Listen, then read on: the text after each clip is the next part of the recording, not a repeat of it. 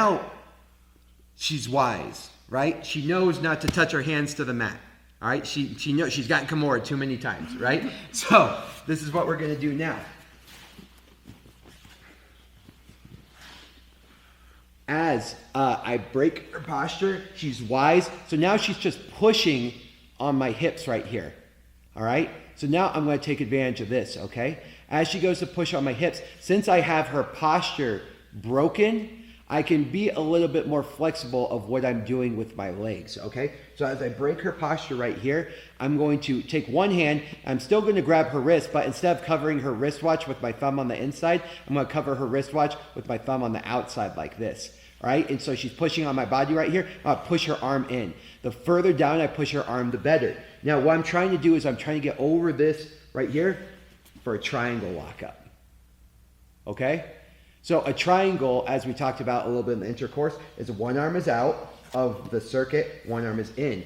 I like to refer to this right here, this leg capture or this triangle capture, as a circuit. So in electricity, I need to keep the wires closed and connected in order to keep electricity flowing in that circuit. So I never break this open because if I allow this to come open, she's gonna posture up and I don't have the triangle anymore, okay?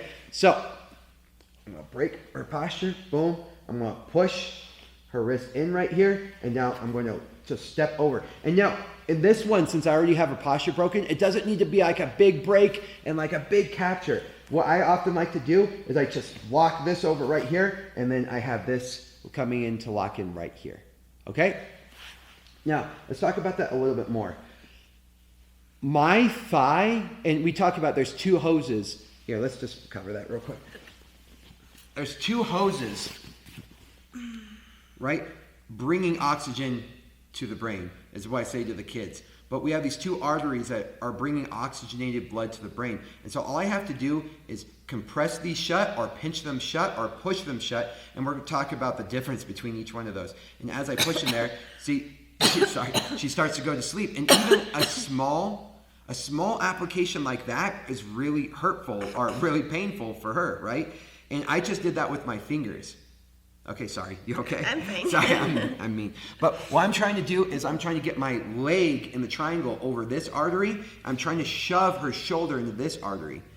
You'll notice if there's no arm on this side, then a triangle with no arms in doesn't have the pressure right there. I'm trying to focus in the triangle on those two arteries. I'm trying to do whatever I can to pinch those shut. And sure, there's certain things that I can do that are like broad spectrum that are going to work, but really each situation is going to be different. So rather than focus on what you're doing step by step, focus on what's happening to their arteries and you're trying to get those shut, okay?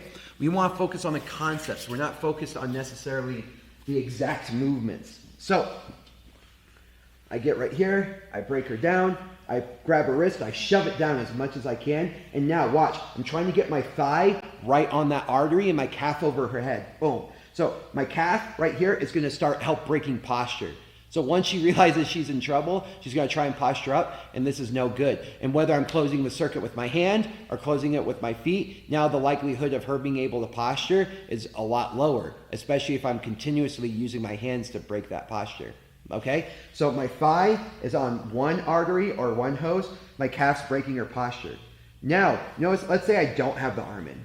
I just lock this in. You see how much space she has right here? No matter how tight I can try to get my legs, it's not tight enough to finish that triangle.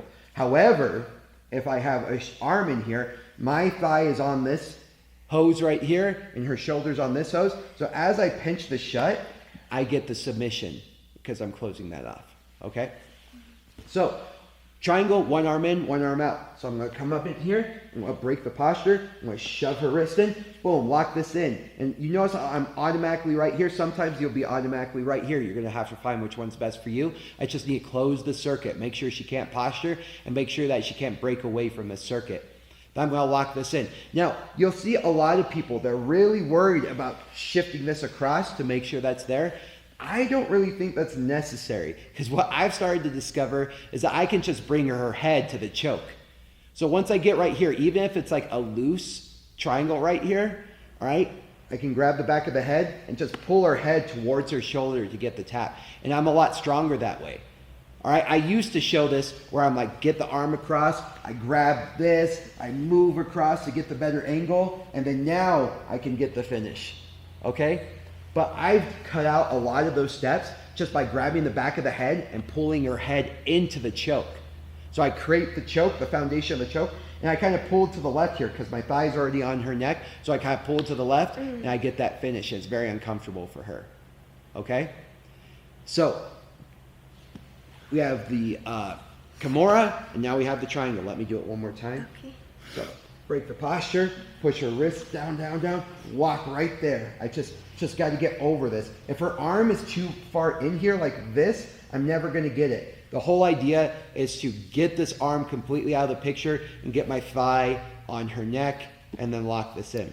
Now, this is such a great position because I have a lot of attacks. I can go back from my Kimura over here. I can straighten her arm and get the arm bar right here in the arm bar triangle. I can bring my leg in front of her face and get a traditional, very isolated triangle. I can get this arm and start just pushing it up my leg for a Kimura, right? I can start manipulating this for some sort of Americana. You have such a great position here. But one of the most important things that you do when you get to a triangle capture is making sure her posture is broken. When I tell the kids and other adults, the second you get a triangle capture, you should black out and grab the back of the head. Because no matter what she does from here, if her posture is broken, she can't do the right thing. 99 times out of 100, she can't do the right thing. If you get a good triangle capture, even if it's a looser triangle capture, as long as you're grabbing the back of the head, things are going to be really ugly for her. Okay? Do you have anything to add to that? No. Okay, let me get it from this angle. All right, so I reach up, grab the back of the head. I'm locking her in here. She's smart. She doesn't touch the mat, so she's trying to push off my hips right here. So I'm going to push her hips, or sorry, I'm going to push her hand off my hips and down. Right? So even if I don't push this in that far, the idea is not letting her arm come out.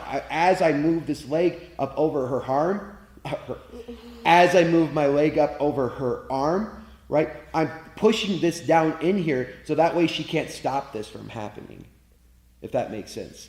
Because if I didn't grab this arm, I try to that's no good. See how I barely have to touch that? But the further her arm is down, the higher my success rate goes up with that position. So boom. Here, I push this down, just locking this. It doesn't have to be fancy. I'm just locking this up over. And then I'm securing this, breaking her posture. And so I'm going to do this a little bit quicker instead of step by step so you can kind of see how I do it. And then I lock this in, pinch my knees together, and then pull her head down. Okay? So real quick in front of the camera so they can see. When I have this triangle capture right here, this is where her choking mechanics are, right? Her choking space is right in this tiny little space. So I'm trying to pinch my knees together. You see how the choking space just gets compressed in there?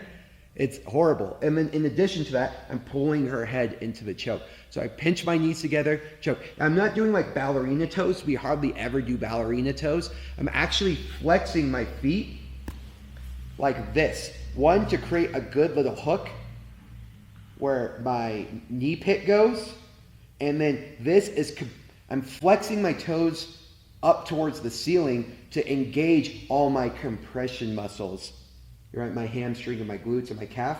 I want those engaged. Why I point my toes like that? It's a different mechanism, or series of mechanisms that we're using. So I keep my toes out like this. Boom. Okay? I think the biggest thing that people do is like when they put this leg over to block this artery, they keep their foot down too far. Yeah.